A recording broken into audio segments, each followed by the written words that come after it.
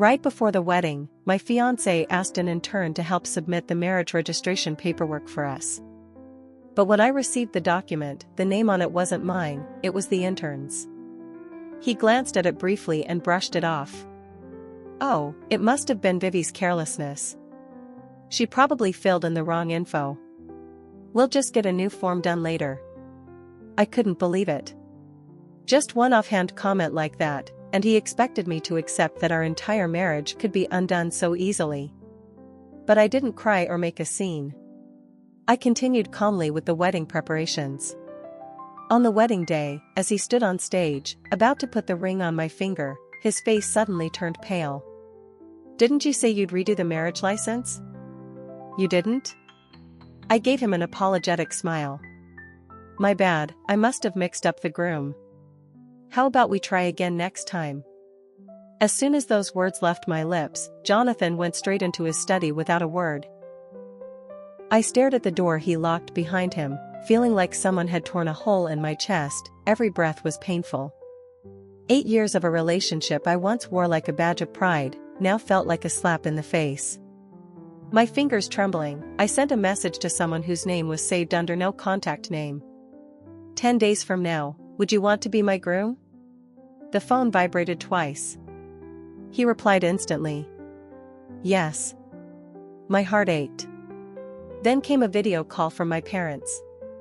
Their glowing smiles stung my eyes. "Sweetheart, you must be so happy today. Let us see the marriage certificate." I clenched my palm tightly and forced a smile. "I left it at the office, Dad. I'll send a photo later, okay? How's the wedding prep coming along? Everything on track?" "Yes, everything's going smoothly. I'm going to try on dresses tomorrow." I lowered my eyes to the red folder lying on the coffee table, doing my best to sound cheerful. "Don't forget to bring Jonathan over for dinner sometime. Your father misses his future son-in-law." My heart sank again. He's been super busy with work lately, but I'll ask him to come by when he's free. They're getting older. They've known about my relationship with Jonathan for 8 years now, and they've been counting the days to this wedding. I didn't want to give them any reason to worry so close to what should have been a happy occasion. Just then, I heard footsteps from the study and quickly ended the call. Jonathan came out, frowning. "Did you tell your parents about the paperwork mistake?" My eyes shifted to his wrist. There it was, a pale blue, intricately designed watch. Exactly like the one Vivi, the intern, used to wear. A matching pair. A bitter taste rose in my throat. He never even liked wearing accessories. He used to keep our engagement ring, the symbol of our promise, buried deep in his drawer. And now, he was wearing a matching watch with the intern. I gave him a cold smile. "Telling the truth is making a scene now?" Jonathan's face darkened. "Claire, haven't you made enough of a fuss? Are you that desperate to get married?" That was a knife straight to the heart. A fuss? What fuss have I made? 8 years of my youth, I gave everything to him. All I wanted was one piece of paper, just something to prove where I stand. And that was too much? He scowled. "I told you already, we can just redo the marriage certificate. You know how busy I've been with work." I asked Vivi to help out. It's normal she'd mess it up, she's clumsy like that. But you, standing here pretending to be the victim. Don't you see how exhausting you are? Exhausting? I clenched my fists, his bitter words echoing in my mind. "Claire, you should cut down on your meals, you've gained weight. Claire, your calves look huge in that dress. Change into another one. Claire, stop being so dramatic. Don't you see how annoying you are?" Each word stabbed like needles, but my heart, it was slowly growing quiet. If his actions had already made his stance clear, then I didn't want this so-called love anymore. Not if it came without loyalty. Jonathan seemed to realize he'd gone too far. He let out a sigh and patted my hand. "Fine. Tomorrow I'll take you dress shopping. You go handle the paperwork when you get the chance." I nodded obediently. Yes, I would need a dress, for my wedding, with someone else. The next day, Jonathan took me to a boutique. The sales associate led me to the most expensive satin wedding gown in the store. I was slightly intrigued. I had just stepped out of the fitting room when I heard a familiar voice behind me. "Mr. Jonathan, what do you think? Do I look good in this one?" It was Vivi, dressed in a flirtatious cocktail dress, smiling radiantly. My face went cold. "What are you doing here?" She twirled as if she'd just noticed me. "Oh, didn't Jonathan tell you? I'm your maid of honor." She grinned sweetly, her eyes drifting over the wedding dress I was wearing. "This dress looks kind of plain, don't you think? Hope it doesn't fall flat on the big day." I struggled to swallow down the rising nausea and turned to Jonathan, waiting for him to say something. But he just nodded casually. She wanted to help out for fun. Felt guilty about the paperwork mistake and thought being a bridesmaid would be her way of apologizing. I said it was fine. In that moment, I found it all absurdly funny. Vivi messed up my marriage certificate, and her idea of an apology was to flaunt her relationship with my fiancé right in front of me, and then volunteer to be my bridesmaid. I felt utterly drained. Too tired to argue, too exhausted to care. I turned to the sales associate with a calm voice. "I'm done trying this one. Could you help me out of it? I'm just going to wash my hands." Cold water ran over my fingers as I stared at myself in the mirror. The wedding was almost here. I told myself, don't waste your emotions on an outsider. But when I returned to the fitting area, I froze. The wedding gown I had just tried on was now on Vivi. She stood in front of the mirror, the fitting room door slightly ajar. Through the gap, I saw Jonathan's arm wrapped around her waist. "Mr. Jonathan, how do I look in the dress she picked?" Vivi purred. Jonathan looked at her reflection, eyes burning with desire, not even trying to hide it. "You wear it better than she ever could." His hand casually traced her bare shoulder. Vivi met my eyes in the mirror and flashed a triumphant smirk, like a cat showing off its prize. "You're such a tease, Mr. Jonathan. Aren't you afraid she'll find out and refuse to marry you?" Jonathan sneered coldly. "She wouldn't dare. Who else wants an old woman who's wasted 8 years of her life on me? Even if she begged me to marry her, she might still be too late." I clenched my fists. My face blank, I walked straight up and shoved the fitting room door open with a loud bang. Jonathan stepped back, clearly startled, his expression briefly flustered, but he quickly returned to his usual calm. "You're back." "Vivi was just being silly," he said smoothly. "She wanted to try the dress you picked. I was just helping her zip it up." I looked away, not sparing the gown another glance. My voice was flat. "I'm hungry. Let's go eat." On the way out, his phone rang. He glanced at the screen and turned to me. "Something urgent came up at the office. I can't go with you, let me drive you home." "No need," I said, staring out the window. "Drop me at the intersection. I'd like to walk alone." As I stood alone on a bustling street corner, I don't know why, but I hailed a cab. I gave the driver the name of a French restaurant, the one Jonathan had mentioned before. When I stepped out of the cab, my heart sank. A message had just popped up on Jonathan's phone. "I'm wearing the wedding dress. Don't you want a little thrill, Mr. Jonathan?" I already knew what I would find. But I still went. Across the street, hidden in the shadows, I looked up at the window I knew so well.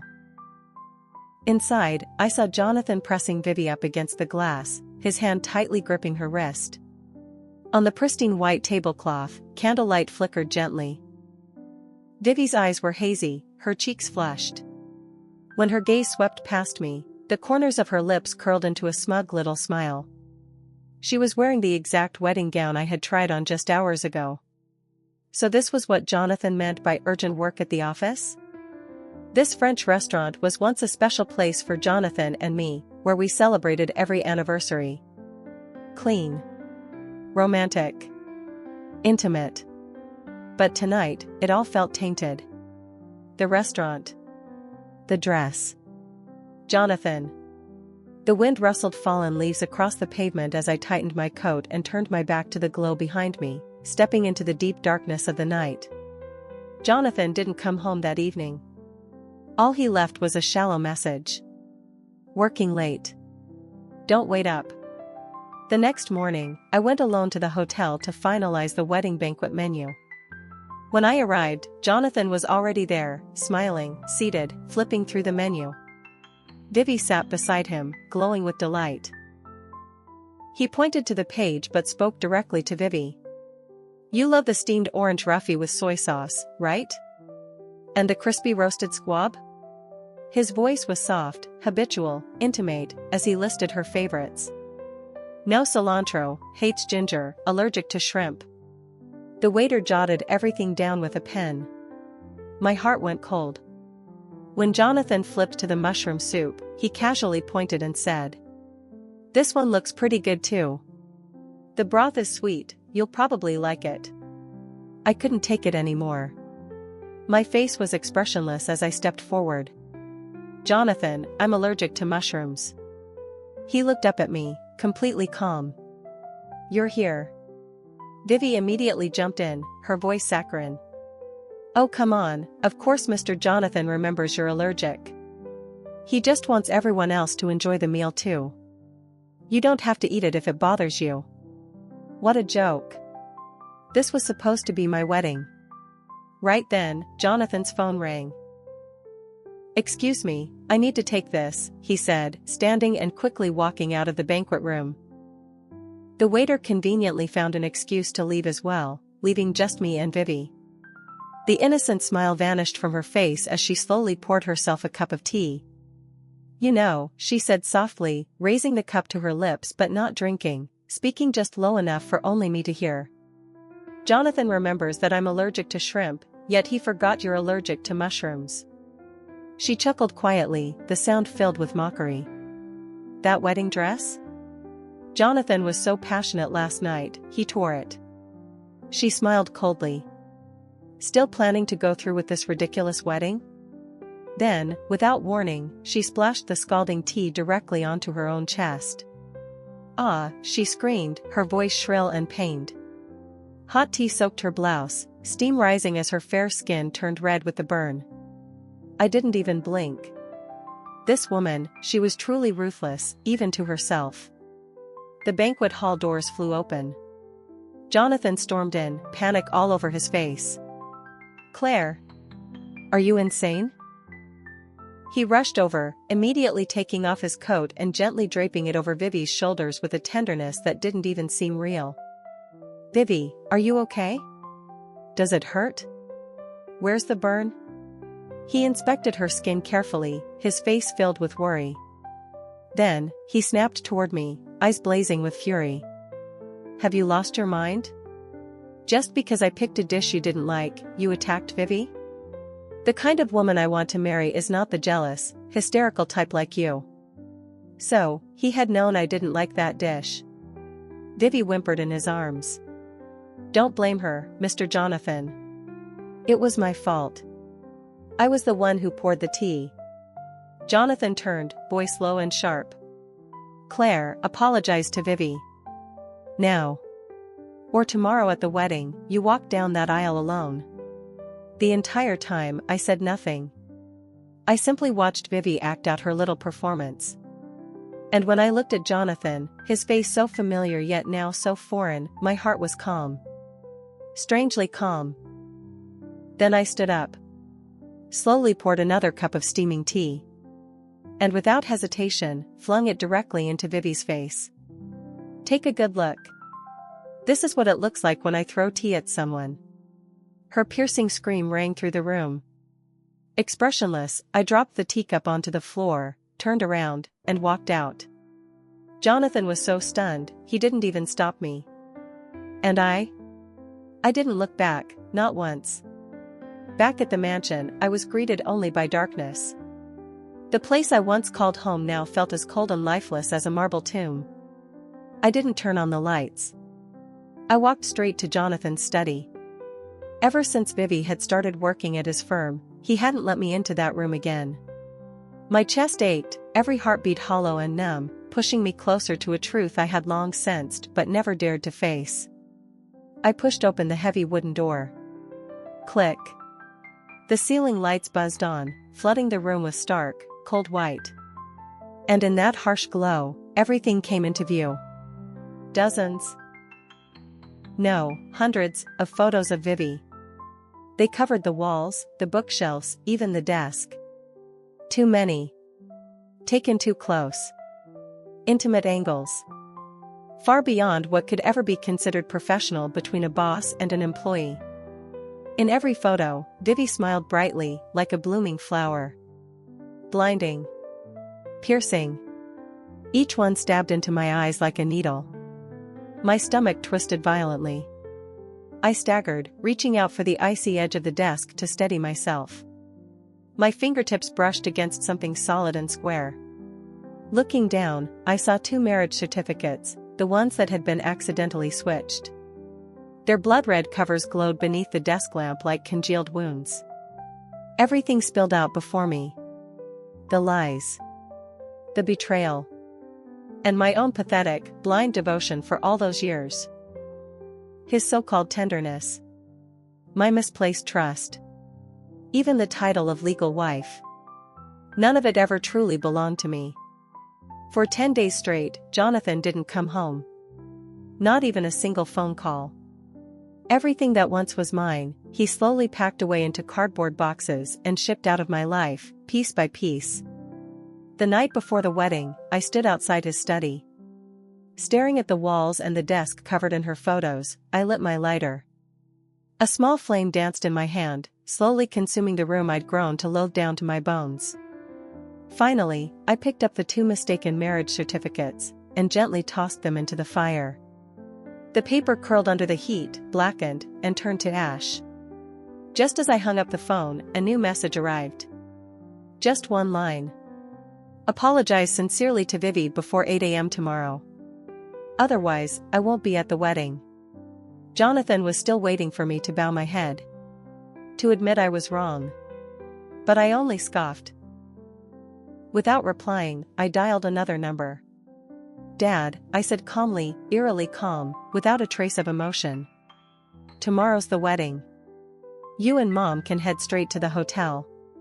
No need to pick me up. His voice on the other end was laced with concern. Where's Jonathan? He's busy. I cut him off gently but firmly, my tone oddly light. Don't worry. Everything's going according to plan. Just be there on time. I'll be there.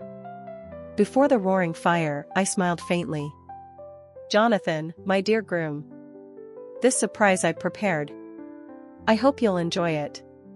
Sunlight poured through the tall stained glass windows of the church, casting long crimson rays across the aisle. I stood beneath a floral arch, wearing a simple white gown, waiting quietly. My parents were seated in the front row. They kept glancing nervously between me and the entrance. Minute by minute, time slipped by. The MC began to look awkward. Guests whispered. A murmur spread through the pews. Then, the church door slowly opened. A tall man stepped into the blinding light.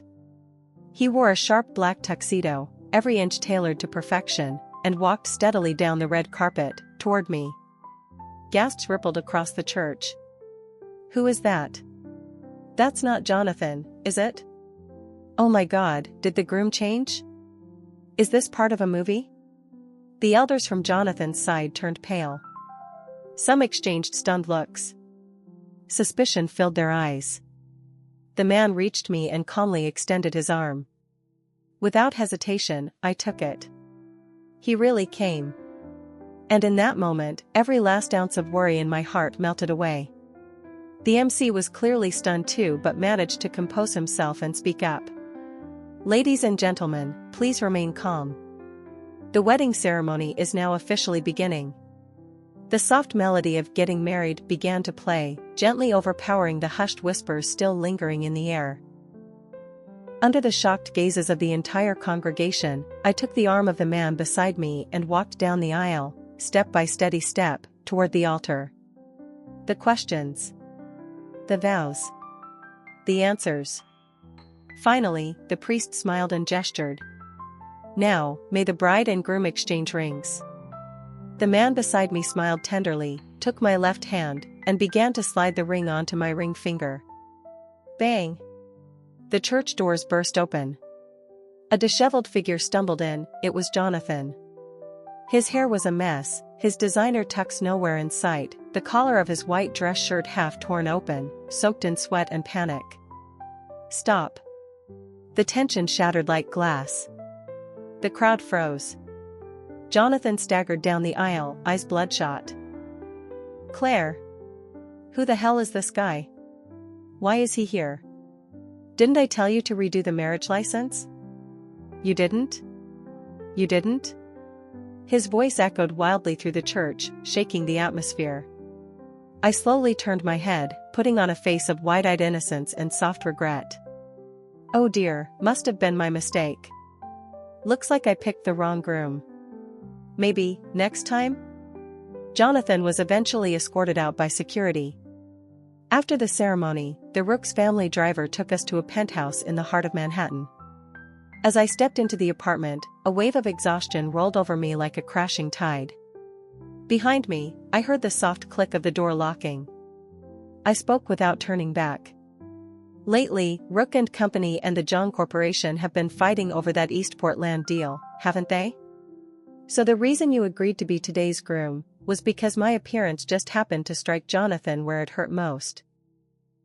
I turned slowly, meeting the dark, unreadable eyes of Lucas Rook. He let out a low chuckle and, without warning, wrapped his arm around my waist, pulling me firmly into his embrace, giving me no room to escape. Does the reason matter? He whispered, lifting my chin so I had to meet his gaze.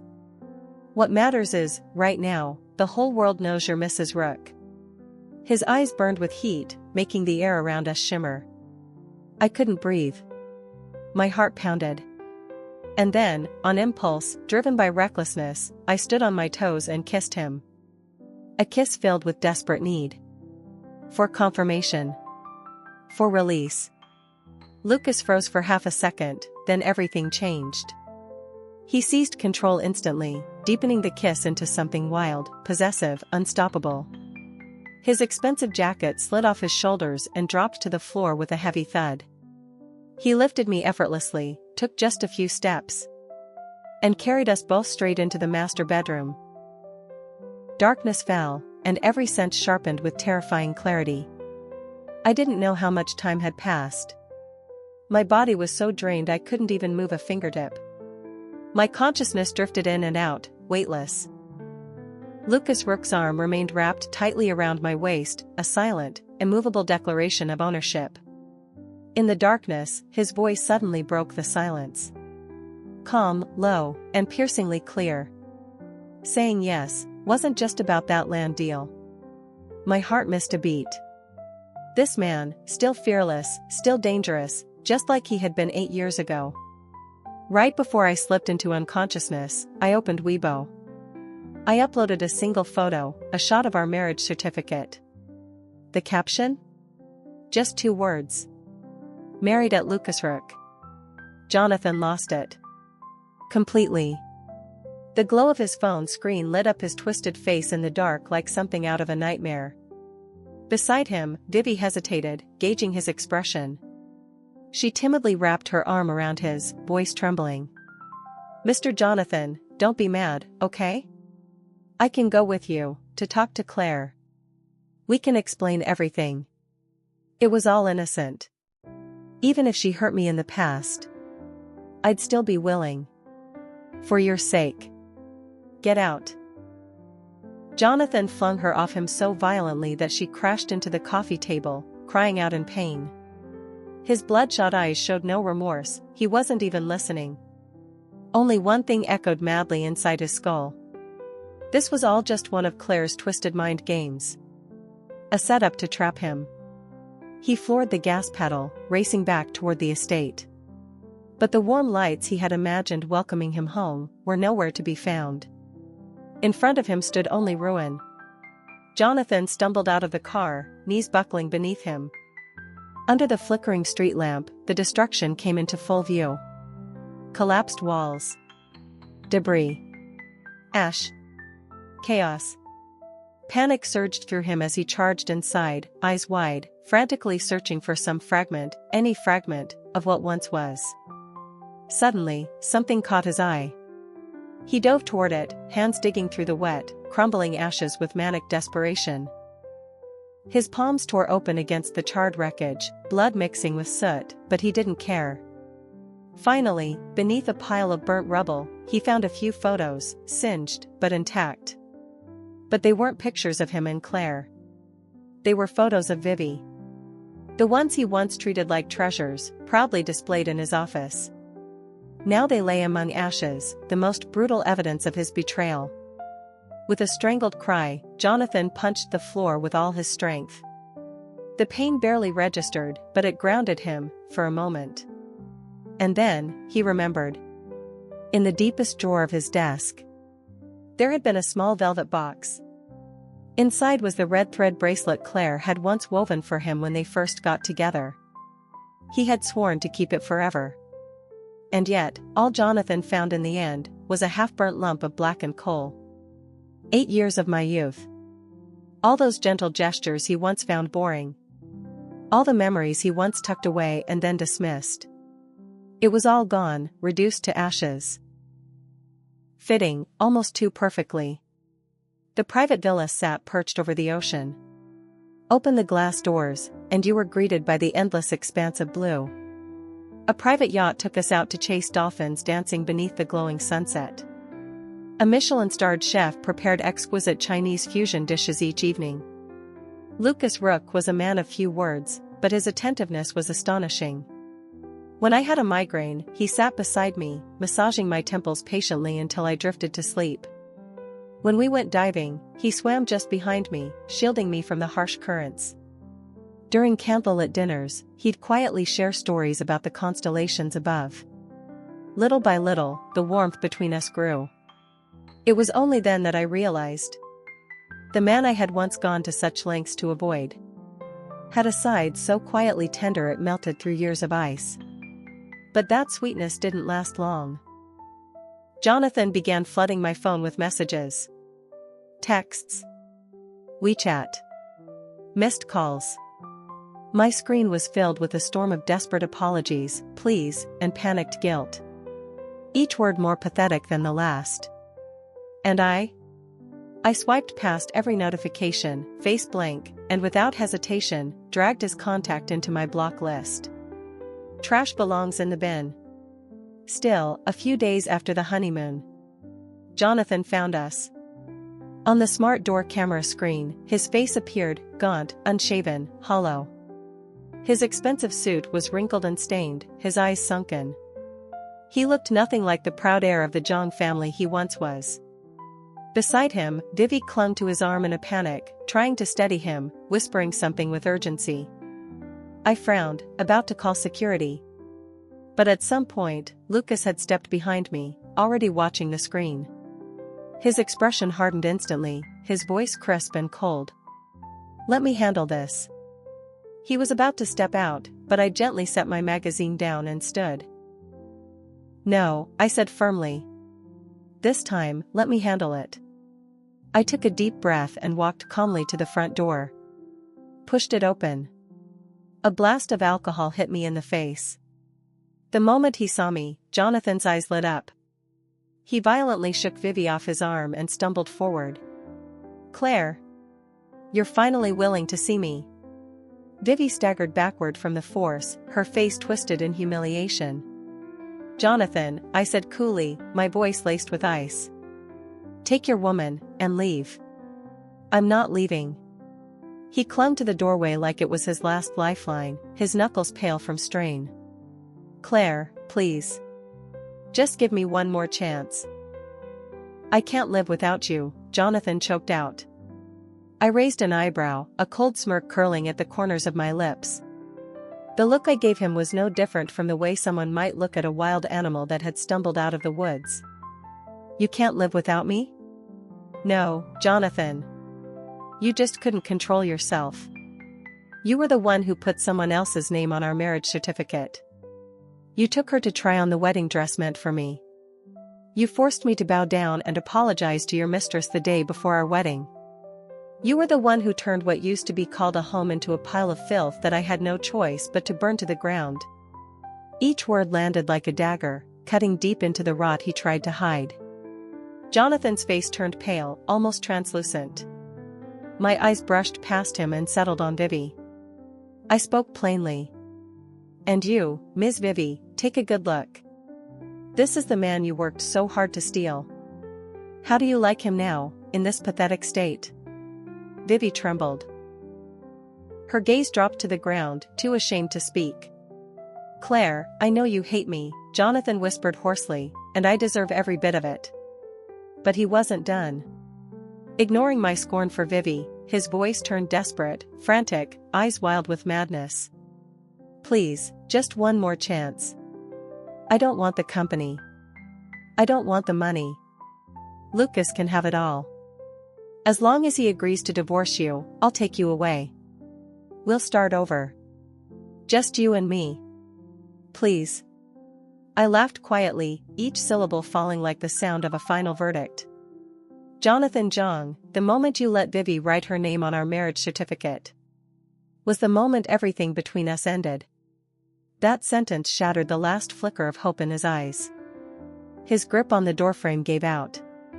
His body collapsed slightly, slumping against Vivi, who caught him just barely, her face twisted with shock and fear. Without hesitation, I reached out and slammed the door in both their faces. You okay? Lucas asked softly behind me. Yeah. I nodded, leaning into his solid chest. Only when I was in his arms did I finally feel free. 3 months later, I looked down at the ultrasound report in my hands, heart melting with a strange, unfamiliar tenderness. All the numbers are perfect, the doctor smiled. Congratulations, Mrs. Rook. The baby is healthy. Thank you, doctor. I tucked the paper away and placed a gentle hand over my stomach. A quiet, almost magical feeling bloomed inside me. Just as I stepped out of the clinic, my phone buzzed. A message from Lucas. Are you done with your appointment? What would you like to eat? I was just about to respond when I caught two all too familiar figures out of the corner of my eye. Jonathan and Vivi. He looked worse than ever. Bloodshot eyes. Hollow face. Even more wrecked than the last time he showed up at our building. Vivi, however, had changed in a different way, her lower belly had a slight swell. Her eyes flicked toward Jonathan, nervous, needy, full of anxious submission. They saw me too. Jonathan froze. His eyes instinctively dropped to my belly, where the soft curve was starting to show. Vivi, out of instinct, clung tightly to his arm, her voice trembling. Mr. Jonathan, let's go. Please. But Jonathan suddenly yanked his arm away. Don't touch me. He stared at her coldly. Just thinking about the baby in your stomach, when I don't even know who the father is, makes me sick. Vivi's face turned ghostly pale. Seeing me standing there, glowing with calm happiness, must have been the final straw. She suddenly snapped, like a woman possessed. You're yelling at me like you're innocent? You forgot your 7-year relationship the moment I crooked a finger. Now that things have gone to hell, you're pinning it all on me? Men like you are disgusting. If you hadn't been so useless, I wouldn't have gone looking for someone else. Make me get an abortion? In your dreams. Trash like you deserves nothing but filth. My eyebrows lifted slightly. So in the end, the betrayer got betrayed too. Poetic. Slap. The sharp sound rang out through the hospital corridor. Jonathan had raised his hand and slapped her. Vivi collapsed to the ground, clutching her abdomen and crying out in pain. Jonathan gritted his teeth. It's all because of you. If it weren't for you, Claire would have never left me. Watching them tear each other apart like feral animals. I didn't feel anger. Or pity. Just a lightness in my chest. Finally, relief. The man I had once loved for years had shown his true self. Cowardly. Blame-shifting. Cruel. When things fell apart, he didn't self-reflect, he just lashed out at the woman beside him. What a joke. Perhaps sensing my icy stare, Jonathan turned and slowly walked toward me.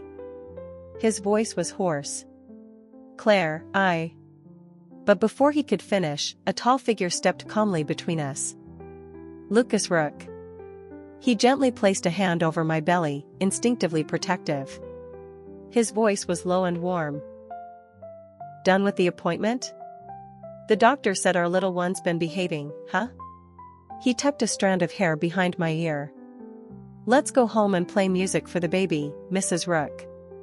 Jonathan's face turned ashen, like his soul had been hollowed out.